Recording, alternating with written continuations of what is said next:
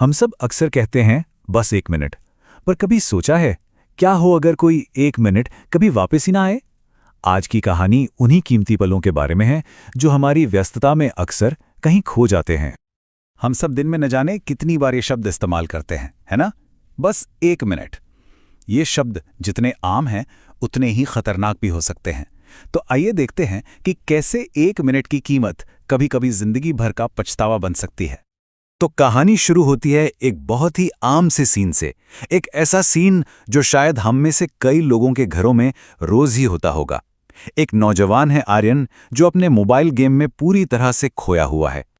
मतलब वो अपनी ही डिजिटल दुनिया में है, हेडफोन लगे हैं, उंगलियां स्क्रीन पर ऐसे दौड़ रही हैं जैसे बाहर की दुनिया का कोई वजूद ही नहीं है। वो पूरी तरह से बेखबर है। और ठीक उसी वक्त इस डिजिटल शोरगुल के बीच एक बहुत ही धीमी और प्यारी सी आवाज सुनाई देती है। ये उसकी दादी की आवाज है जो उसे बाहर से पुकार रही हैं। और आर्यन स्क्रीन से नजर हटाए बिना ही थोड़ी चिढ़ के साथ जवाब देता है। उस एक पल में उसके लिए उस वर्चुअल दुनिया की जीत से जरूरी और कुछ था ही नहीं। और बस मुंह से निकल गया, बस 1 मिनट। और जरा ये देखिए, एक तरफ आर्यन की डिजिटल दुनिया है और ठीक उसके दरवाजे के बाहर उसकी दादी असल दुनिया का प्यार लेकर खड़ी हैं, हाथ में चाय का कप। एक तरफ स्क्रीन की नकली रोशनी और दूसरी तरफ अपनों का असली स्नेह है। सोचिए, दादी की मांग भी कितनी छोटी सी थी, सिर्फ 1 मिनट। कोई बहुत बड़ी बात नहीं करनी थी, बस थोड़ी सी बात। वो तो बस उसका एक पल मांग रही थी, उसकी कोई जीत या हार नहीं। तो अब कहानी एक ऐसे मोड़ पर आती है जहां हमें ये पता चलता है कि उस 1 मिनट को टालने की असली कीमत क्या होती है। आर्यन के लिए उस लम्हे में गेम के पॉइंट्स खो देना एक असली रिश्ते के पल को खो देने से कहीं ज्यादा बड़ा नुकसान था। और उसने फिर वही वादा दोहरा दिया, बस 1 मिनट। और दादी वो कुछ नहीं कहती, बस चेहरे पर एक हल्की सी मायूसी लिए वहां से चुपचाप चली जाती हैं। वो चाय का कप वो वहीं मेज पर रह जाता है, जैसे किसी छूटे हुए पल की निशानी बन गया हो। तो खैर, वक्त बीतता है, गेम में जीत भी मिल जाती है, लेकिन उस जीत के शोर के ठीक बाद एक अजीब सी खामोशी छा जाती है, जिसमें एक अधूरा वादा गूंजने लगता है।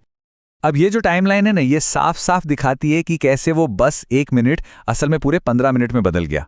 दादी का वो 1 मिनट इंतजार करता रहा और आर्यन अपनी डिजिटल दुनिया की लड़ाई में उलझा रहा। और फिर स्क्रीन पर विक्ट्री लिखा आता है। आर्यन की खुशी का तो कोई ठिकाना ही नहीं रहता। एक पल के लिए उसे ऐसा लगता है मानो उसने दुनिया जीत ली हो। लेकिन जैसे ही जीत का वो नशा थोड़ा कम होता है, उसे अपना वादा याद आता है। हो दादी, चेहरे पर अभी भी वही मुस्कान है। वो इस बात से पूरी तरह अनजान है कि उसके उन 15 मिनटों ने सब कुछ बदल दिया है। और वो तेजी से कमरे से बाहर भागता है। और बस यहीं से कहानी का पूरा माहौल बदल जाता है। आर्यन खुशी खुशी दादी के कमरे की तरफ जाता है, लेकिन वहां उसे कोई बातचीत नहीं, बल्कि एक गहरी, एक अजीब सी असहनीय खामोशी मिलती है। उसकी वो एक्साइटेड आवाज उस शांत कमरे में गूंजती है। मैं आ गया, वो कहता है, पर शायद बहुत ज्यादा देर कर दी थी उसने। वो धीरे से पास जाता है, उनके कंधे पर हाथ रखता है, लेकिन कोई हरकत नहीं होती। और ये वो पल है जब एक खुशनुमा एहसास एक भयानक डर में बदलने लगता है। उस कमरे में कुछ था, तो वो थी सिर्फ खामोशी। एक ऐसी खामोशी जिसमें किसी भी चीख से ज्यादा शोर था। आर्यन का चेहरा वो सब कुछ कह रहा था। पहले एक उलझन, फिर गहरा सदमा और आखिर में वो भयानक एहसास कि अब कुछ भी पहले जैसा नहीं हो सकता। देखिए, आर्यन की ये कहानी सिर्फ आर्यन की नहीं है। ये हम सबके लिए एक आईने की तरह है। एक ऐसा सवाल है जो हम सबको खुद से पूछना चाहिए। उसकी टूटी हुई, कांपती हुई आवाज में बस वही शब्द थे, 1 मिनट। वो 1 मिनट जो उसने दिया नहीं, और वो 1 मिनट जो अब हमेशा के लिए उससे छिन चुका था। और आर्यन की कहानी का अंत यही होता है, एक ऐसे भारी पछतावे के साथ जिसका वजन शायद उसे अब पूरी जिंदगी उठाना पड़ेगा।